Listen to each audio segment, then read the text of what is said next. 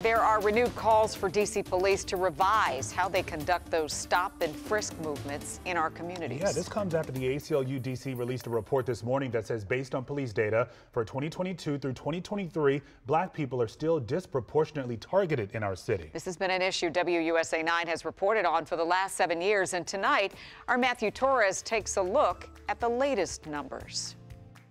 As a man, you have to keep on pushing.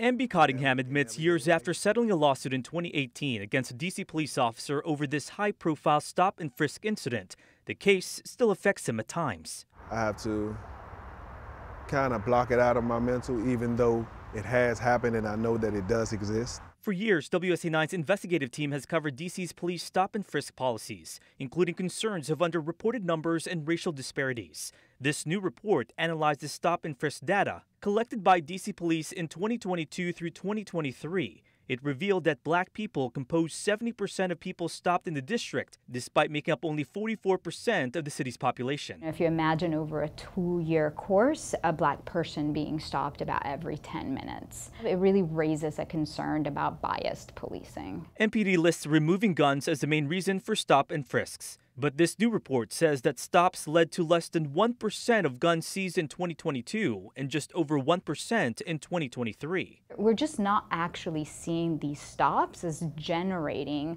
the level of gun seizures that would have us think, hey, these are effective, this makes sense.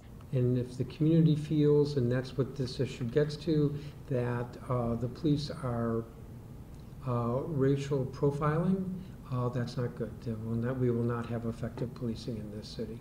We reached out to D.C. police for a comment, but they have not responded yet. The ACLU says it's time to consider how to minimize this policy and put resources on other community policing efforts. Cottingham agrees. It's always that slight hope of things can get better, but we'll see. Matthew Torres, WUSA 9.